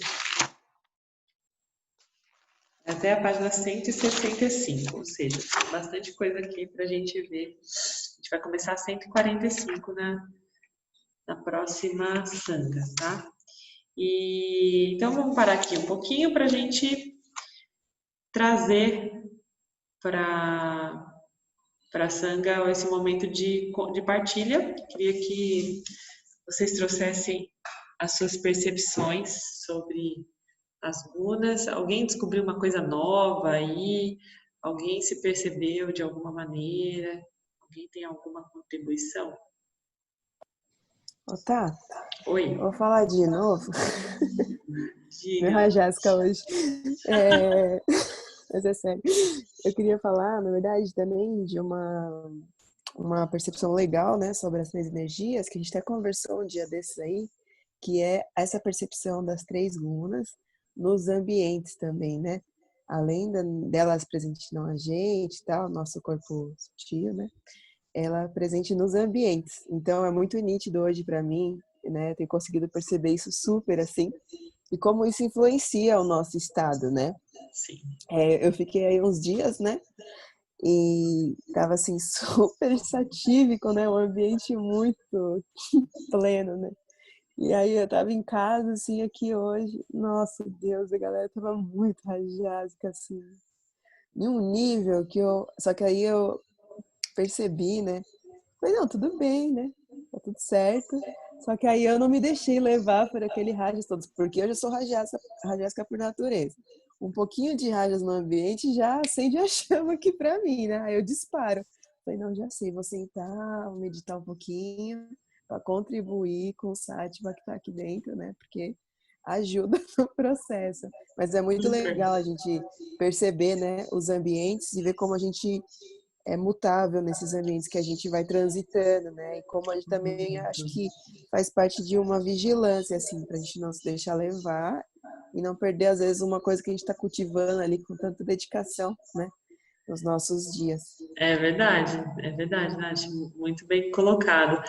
Me fez lembrar também da minha última experiência no mundo corporativo, que eu chegava toda satívica, assim, e eu era praticamente atropelada na esquina, assim, sabe? Quando eu entrava na empresa, eu era praticamente atropelada por uma manada rajásica, assim.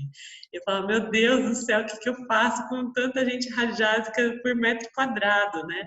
Eu não conseguia, eu tinha a sensação de que eles nem ouviam o que eu estava falando, sabe? De tanto rajas que tinha ali predominante. E era muito desafiador me adaptar a esse ambiente, porque não era mesmo, eu não encontrava aquele lugar de flow, né? Não tinha uma frequência que conversava com a minha frequência. E tanto que ficou inviável para mim, assim, permanecer naquele projeto, porque as pessoas não estavam na mesma frequência e não me percebiam ali, sabe? Não falava a mesma língua.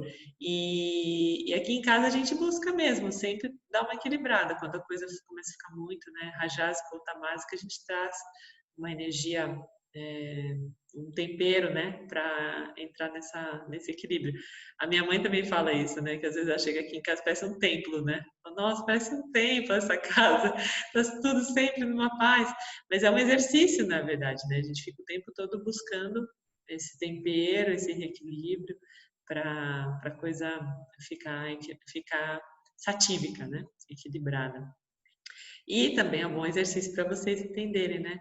Qual é a energia que está predominante aí na casa de vocês? O que vocês podem fazer para aprimorar essa energia para que ela seja predominantemente satívica também, né? Para que tudo aconteça de uma maneira mais equilibrada, porque isso reflete muito, principalmente nas crianças. Quem tem filhos, né, sabe?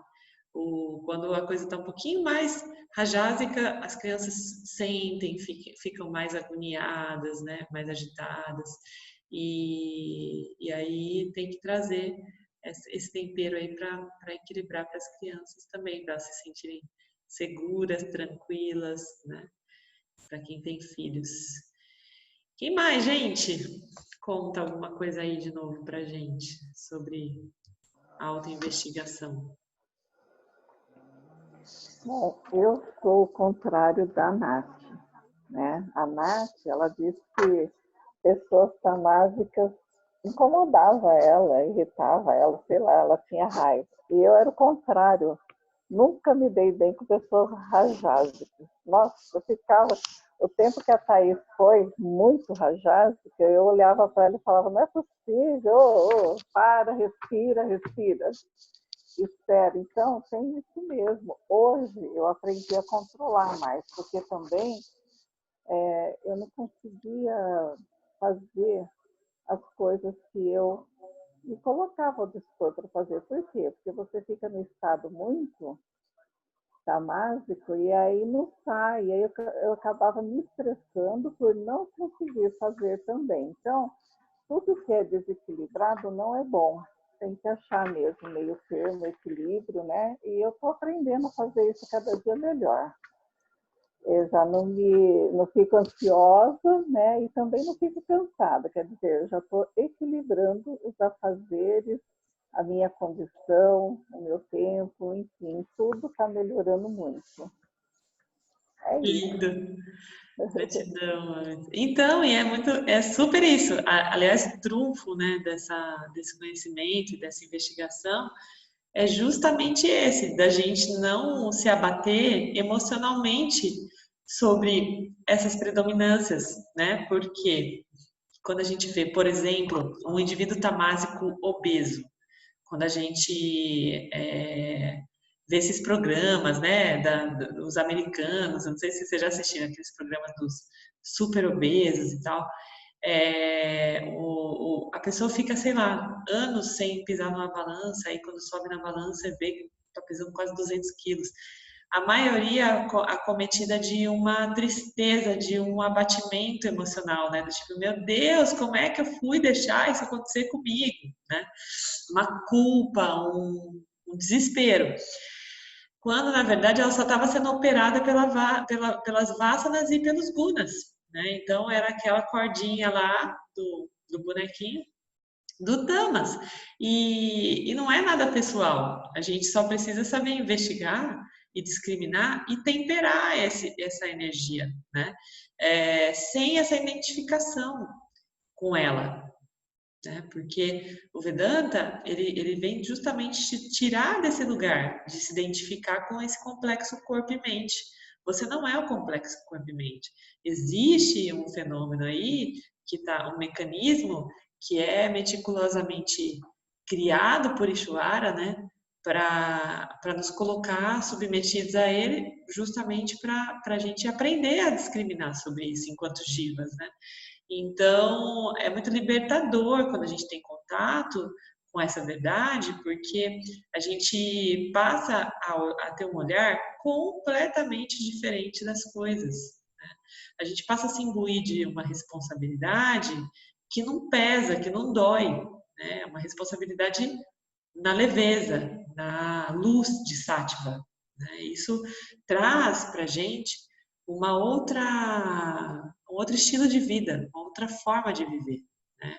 Que é infinitamente mais leve, mais fluida. Então, aqui mora, nesse capítulo, né, em especial, e cada vez que a gente vai avançando, fica mais especial ainda, pelo nível de detalhes e nível de gentileza aí do James de trazer as coisas com essa discriminação e permitir que a gente faça essa mesma discriminação no nosso cotidiano, né? Então, aqui a gente começou só esse capítulo que é vasto, mas que é riquíssimo nesses detalhes que vão permitir essa identificação discriminada, mas sem é apenas uma constatação, né? Não é onde eu não me vinculo, eu não me identifico com aquele guna, eu apenas identifico a presença daquele guna, né? No meu cotidiano, no meu sistema, e não me identifico com ele. Eu não sou meus gunas predominantes, eu não sou meus sentimentos, eu não sou meus pensamentos. Eu apenas estou sendo submetido de forma indiscriminada a alguns deles. E o que eu vou fazer aqui é uma reversão dessa condição, né? Então, ter cada vez mais capacidade discriminativa para escolher, temperar esse mecanismo aí, a minha mente, né? O meu pensamento, meus sentimentos, todo o meu corpo sutil, para que eu consiga aproveitar melhor dessa experiência aqui, enquanto entidade experienciadora, né? Fazer a melhor jornada, o melhor trajeto, trazendo a melhor capacidade discriminativa que eu puder, né? Então, aqui mora a graça desse estudo, né? Essa capacidade de nos imbuir de tudo isso. Mais alguém quer trazer alguma coisa, gente? Eu ia até falar e te perguntar, mas você acabou de responder para mim. Por que, Val? Porque assim, eu ando percebendo que vem acontecendo mais provações, mais assim, como é que fala? Mais situações rajásicas, assim. E aconteceu uma muito forte, foi mais forte de todas aí, quase saí de mim, ao ponto de eu ir para cima da pessoa, né? E fazia muito tempo que não acontecia isso comigo. Mas aí eu peguei, me levantei e fui embora, né? E depois eu estava até conversando com o Cris hoje, né? Estava no telefone. Nossa, foi bem forte essa, foi bem punk, assim. Aí eu falei, mas por que eu estava naquele lugar? Porque eu não precisava estar, né? Então, mas aí você acabou de responder para mim, mas está tudo bem, já está tudo certo. Então, e o segredo é você não se identificar mais com esse complexo, né? Que era predominante, que ainda é predominante em você, porque o seu rajas é o que te move na sua vida material, né? Que te faz construir tudo que você constrói. Então, ele tem seu valor, né? E nesse caso, é importante que você consiga identificar onde ele passa do limite do razoável, né? E o fato de você já ter discriminado sobre isso, então aconteceu hoje, isso aconteceu hoje? Aconteceu domingo. Domingo. Quanto tempo você levou para perceber aquilo acontecendo e se retirar e pensar sobre isso? Eu tava tentando, eu tava levando até um pouco, eu tava levando na brincadeira, né? E até tentei dar uma brincada para ver se a pessoa parava, mas aí eu percebi que a pessoa não parava. E aí eu fui um pouco com essa voz aqui, com um tom bem agressivo. Nós estávamos, acho que umas 15 pessoas, todo mundo parou, olhou para mim e eu falei, putz, cara, acho que eu. Mas não foi, eu só fiz uma ameaça porque para a pessoa parar, mas aí eu já levantei e fui embora, né? Não, não era nem para eu estar ali mesmo. Mas aí foi muito estranho para mim, porque aquele antigo, né? Aquele jeito bem agressivo que eu era antes, mas Sim. muito, né? E é muito natural que isso aconteça, viu, Val? Porque é o que você falou.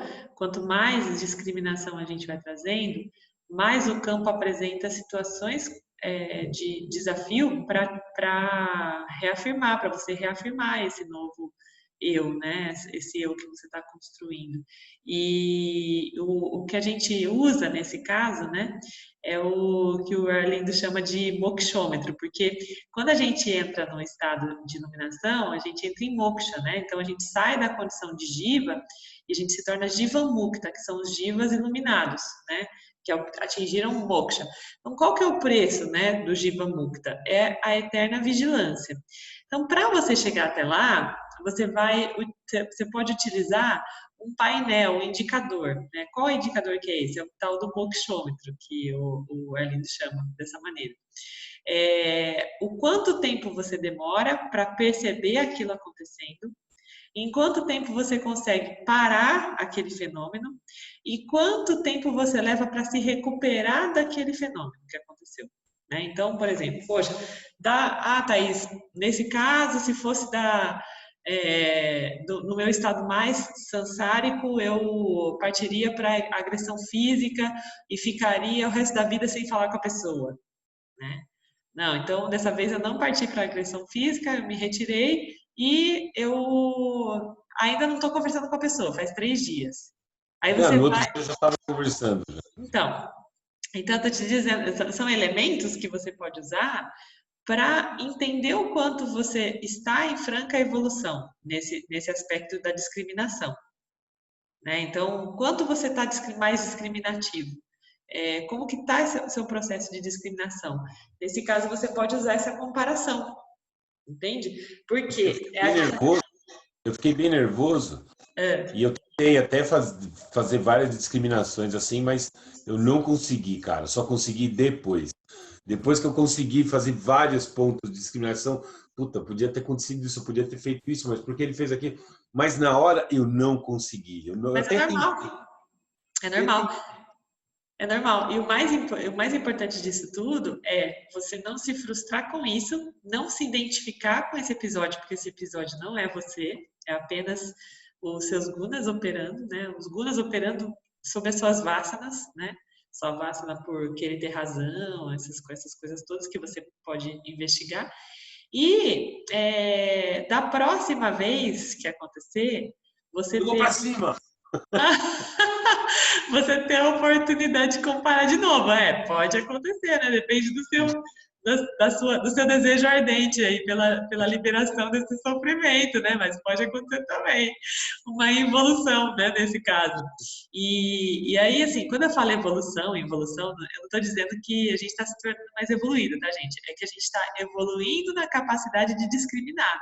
Ok? Então, o fato da gente ser mais discriminativo não deixa a gente não torna a gente mais evoluído do que quem é menos discriminativo. Tá todo mundo vivendo aqui o que precisa viver, né? Mas o legal disso é que, fazendo aquela comparação com o conto lá da cobra e da corda, né? Esse lance do mokshômetro é o quanto tempo você deixa a lanterna caída ou apagada, né? Acabou a pilha dessa lanterna, você precisa trocar a pilha. Em quanto tempo você troca essa pilha? Né? Ou seja, em quanto tempo você retoma essa capacidade discriminativa? Você retoma a predominância de Sátiva? Quanto tempo você leva para trocar essa pilha? É basicamente isso. Então, é um bom indicador você perceber isso. Quanto tempo você levou para se acalmar? Quais foram os efeitos colaterais? Tem gente que passa por uma situação de estresse E depois aparece um monte de efeito colateral no corpo, né? Fica com dor de estômago, estoura herpes na boca, fica com febre, tem um monte de coisa aí de efeito colateral. Então, quanto tempo, qual o tamanho desses efeitos colaterais, tudo isso são pontos que contam muito sobre o nosso processo, né? Então, olhar para isso é legal e olhar para isso principalmente sem qualquer sentimento de frustração ou de indignação, né? Para você não se identificar mais com esse complexo. Foi apenas um guna aí que ficou predominante e tomou conta de você através de uma vasana ou de mais de uma vasana. Então, saber que vasanas eram essas, né? E qual que foi o guna predominante, que você já falou que foi o Rajasa, é importante, é o processo. E quando a gente é um Yani, né, quando a gente se torna um sábio de nós mesmos, um grande conhecedor, a gente sai dessa condição de Karma Yoga e se torna Yani, o que acontece? Quando acontecem coisas desse tipo, a gente acha o máximo, porque é o campo se apresentando com os seus desafios e a gente simplesmente experimentando essa condição e tendo a oportunidade de reafirmar quem somos, né? Tornar esse conhecimento mais sólido. Então, o Yani, que é o praticante do Yana Yoga, ele não deseja que aquela situação acabe logo, tampouco deseja que nunca mais aconteça. Ele deseja simplesmente não desejar nada. Deseja que o campo se apresente do jeito que precisa ser, porque ele sempre vai ter sabedoria para agir de acordo com o campo dármico, né? Então, essa é a nossa meta, né? Porque a gente fica chateado com as coisas que acontecem, que saem do controle, que não existe, tudo isso é aparentemente real, né? Mas é um bom laboratório isso aí que aconteceu com você, para você discriminar. Se não fosse isso, como que você saberia em que pé que as coisas estão? Ah, não ia saber nada. Pois é. Ia agir, pronto, ia ficar sem falar, ia ficar reclamando. Agora não. Agora não. Tá tudo tranquilo, tudo bem. Mas tá tendo cada aprovação. É normal, né, acontecer essas coisas, né? Super. E a gente dá uma atenção totalmente diferente de como nós dávamos antes, né? Exatamente. Então, antes você não identificava que se tratava de uma aprovação, mas tratava. Você só não sabia discriminar a esse respeito, entendeu? E aí quando você fala, nossa, está acontecendo tanta coisa, na verdade não está acontecendo nada de diferente. É você que está percebendo as coisas de uma forma diferente, entendeu? É isso aí. É isso mesmo. E antes acontecia muito mais. Sim, e você tratava de uma forma trivial, você não estava sabendo identificar a importância daquilo, né? A relevância daquilo que estava se passando. Agora você sabe, e isso é super legal, é um super ponto positivo aí para o processo do Karma Yoga. Arro. Eu gosto vou aproveitar e comentar esse exemplo de uma forma simbólica, é quando você quer comprar talvez vou usar a palavra comprar aqui, né? Quando você deseja um carro, e aí você nunca vê esse carro na rua, mas a partir do momento que você começa a dar atenção para aquele desejo, todos os carros parecem aquele que você quer. Então, às vezes é um pouco disso. A forma como as coisas acontecem é na mesma quantidade de que antes, mas agora você tem o poder de olhar e falar, identifico isso de forma diferente. É isso, é exatamente isso, Beth. Tudo é aquilo que a gente deposita de energia, né, de atenção. Então, de fato, a gente começa a identificar porque a gente está se dispondo a identificar as coisas como elas são, né? E aí começa a brotar com um nível de detalhes que antes a gente nunca tinha percebido, né? E isso é muito legal. Essa é a parte apaixonante dessa investigação vedantina, né? Eu gosto muito disso. Mais alguém para a gente fechar? Eu. Desculpa, eu caiu minha conexão, eu perdi um pouco do que vocês falaram. Depois você vê um vídeo para você ver a partezinha, né? Mas eu me identifiquei muito com o que a Nath falou. E quando você estava aí discorrendo sobre rajas, eu falei, meu Deus do céu. Eu nunca ouvi uma descrição mais perfeita e mais completa de mim do que essa. E é assustador como é preciso em detalhes assim, mas também, por outro lado, tem momentos que você tá de um jeito e outras fases da vida, né? Você tá na outra fase. Nem sempre você tá só rajas ou só tamas, né? Eu acho que essa parte pode ter sido a que você perdeu, onde eu disse que nunca nós estamos só alguma coisa. A gente está, no máximo, predominantemente algo, tá? Então, você provavelmente é predominantemente rajásica, mas existem essas 3 energias o tempo todo fluindo no seu corpo sutil, e você vai apresentando e sentindo elas em alguns momentos mais predominantes, né? Então, tem momentos que Tamas predomina, que Sattva predomina. A meta é que Sattva predomine sempre. Essa é a nossa meta, para que a gente entre nesse flow de equilíbrio. Sattva é o desafio. Sattva é a meta, é o desafio. É a meta. Certo. Mas a gente nasce com uma característica mais forte, ou no decorrer da vida e as situações da vida vão fazendo a gente ficar mais de um jeito ou mais de outro? Mais Então, rajas ou mais... as duas coisas, porque a gente nasce com um conjunto de vasanas, né? A gente já tem esse conjunto de vasanas no nosso corpo sutil. E esse conjunto de vasanas vai inclinar a gente para uma certa energia, naturalmente.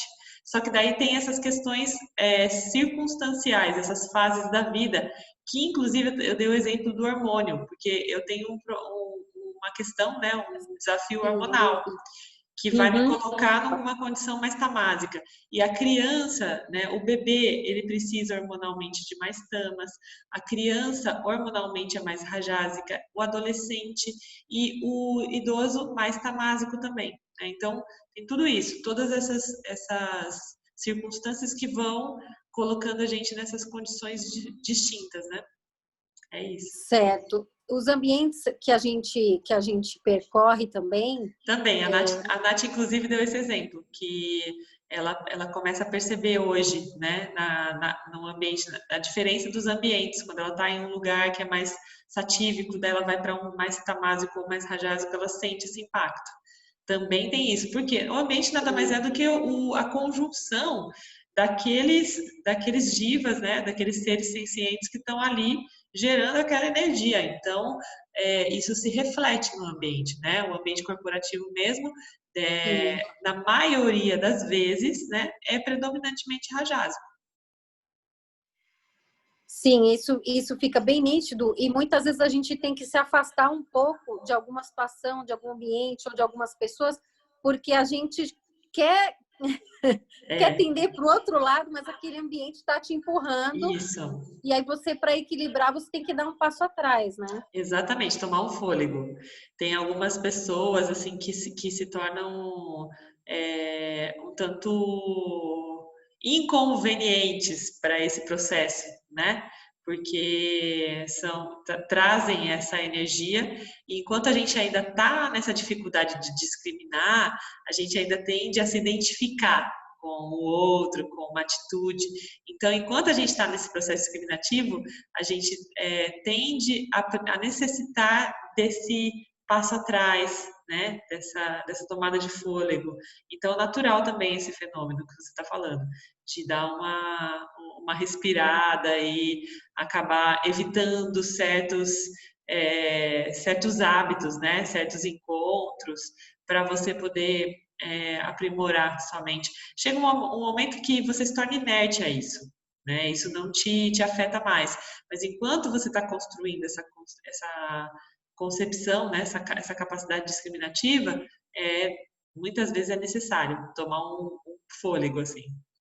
Sim, isso no meu dia a dia eu tenho também tentado controlar.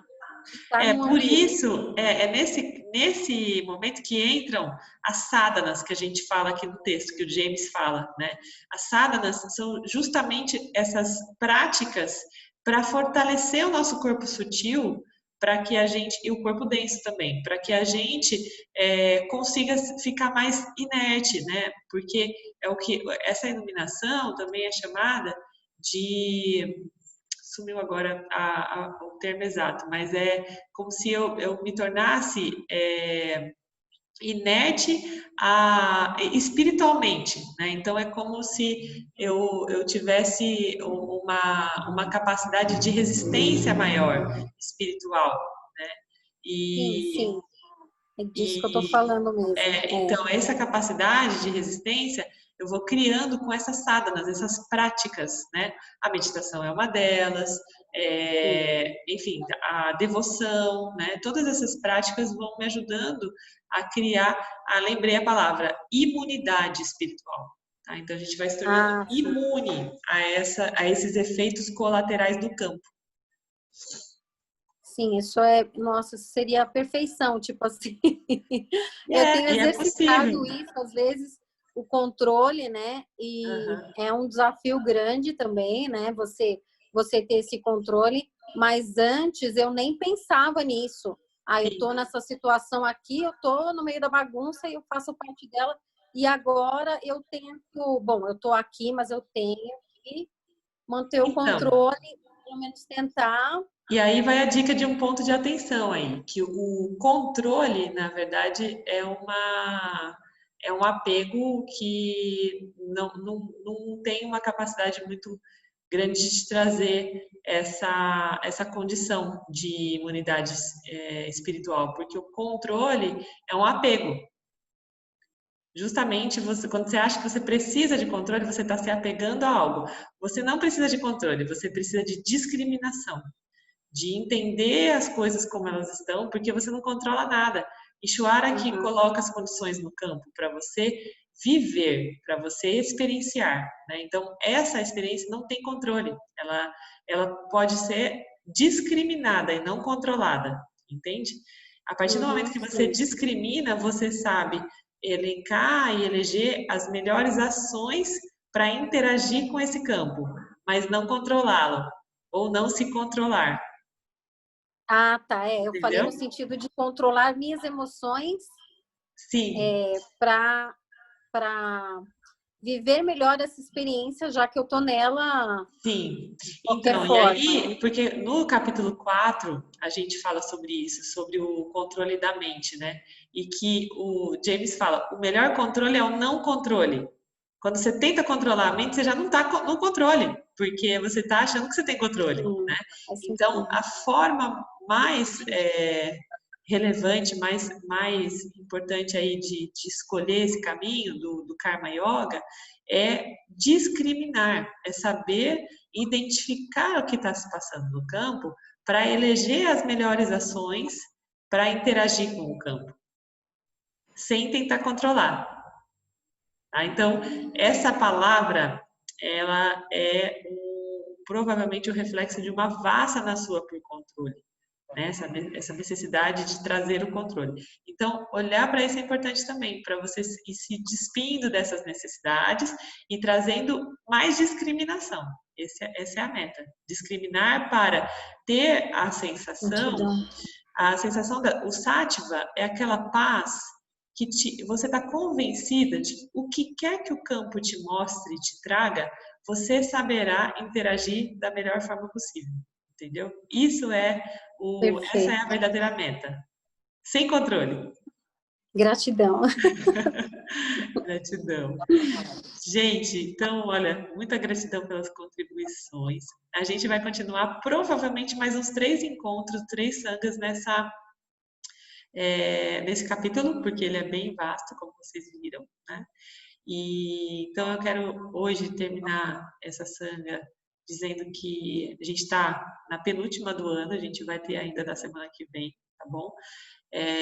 Mas estamos aí às voltas de uma data especial, né, que é a comemoração do Natal. A gente se reúne com os nossos amados, né? Esse ano tudo tão diferente, tão desafiador, que a gente consiga ter essa capacidade discriminativa de viver esse momento da melhor forma, né?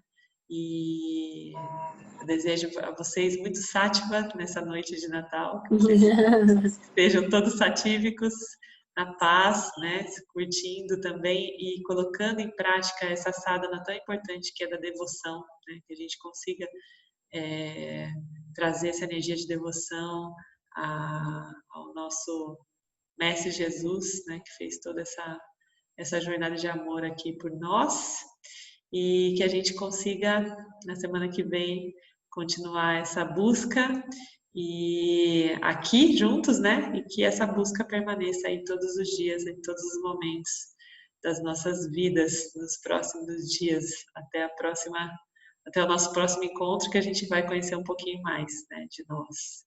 Então, muita gratidão pela partilha, pela companhia, e vamos afirmar que somos plenos para que a gente termine mais essa sanga. Om Purnamada Purnamidam Purnamudachyate Purnasya Purnamadaya Purnameva Vashishyate. Om Shanti Shanti Shanti. Gratidão. Nos vemos então na próxima. Gratidão.